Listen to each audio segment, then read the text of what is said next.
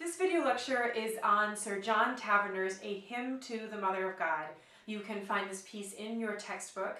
Sir John Taverner was a primarily 20th century composer, and this piece is from the end of the 20th century. So we've really leapfrogged in the three compositions we've looked at this week, starting with Gregorian chant from the 8th century, and then the Hallelujah Chorus from the 18th century, and then finally this piece from the 20th century. And each of these three pieces gives us a different lens, a different look at religion and music.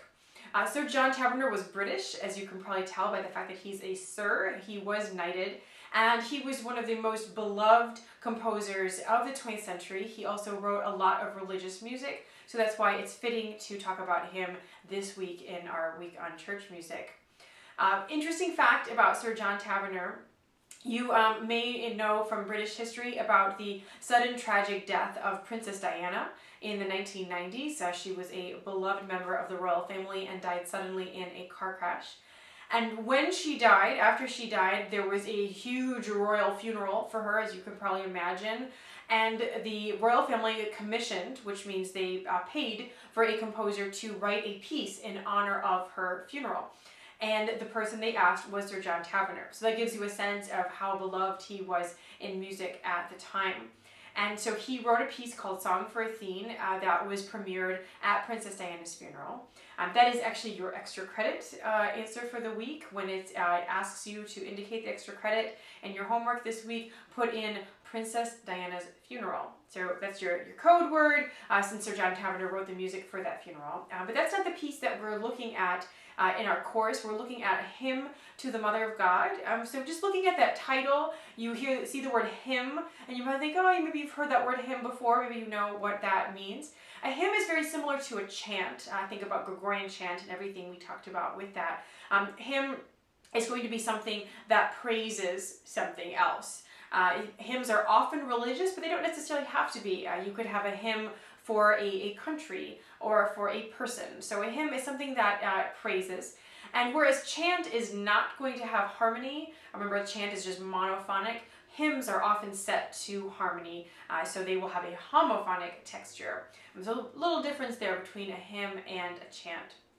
This particular hymn is sung by two choirs. And these choirs have what are called SAATBB delineations.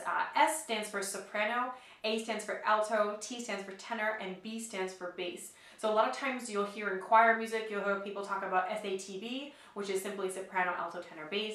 In this case, each of the choirs that's singing has soprano, 2 altos, hence AA, a tenor, and 2 bass parts, hence BB. So it's SAATBB.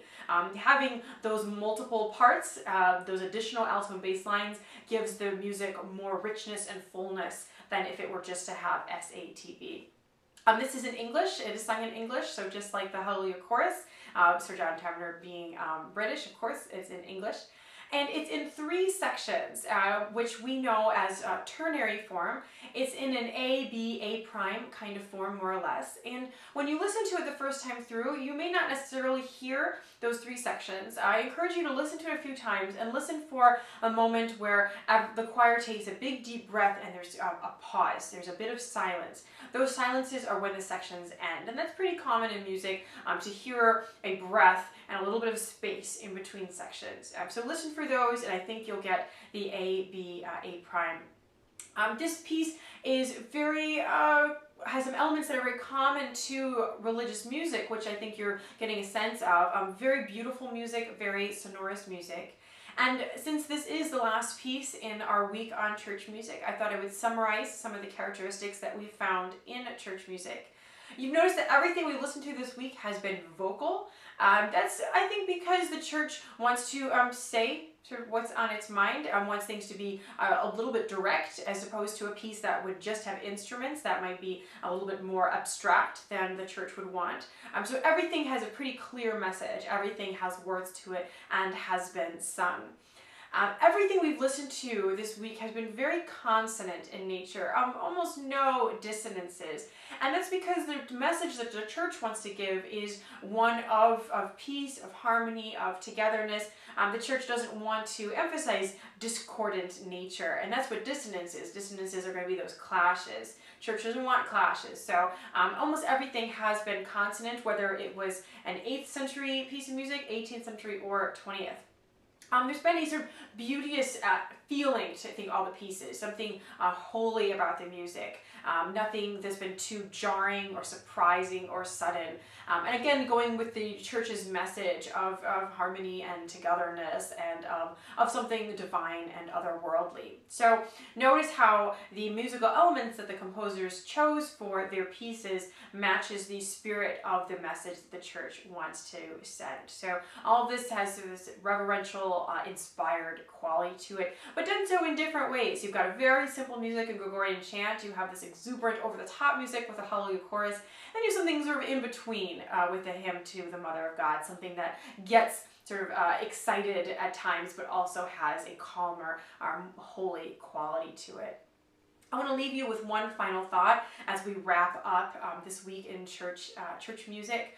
When people think of religion, they think about something that provides their lives with meaning, something that sort of explains the world, something that comforts them, something that is beyond this world, right? That religion has some kind of divine element to it. And even if you're not religious at all, you can probably appreciate or understand those basic elements of religion.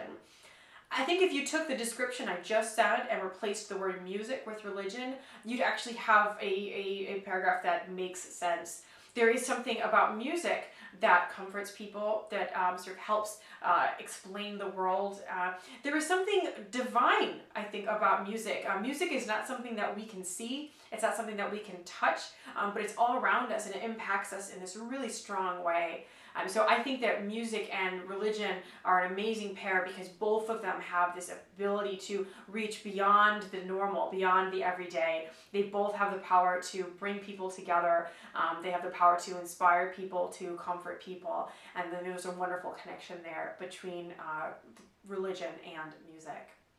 So you can consider listening to music as, in a way, a religious experience. So with that, we come to the end. I hope you've enjoyed the music from this week on Church Music.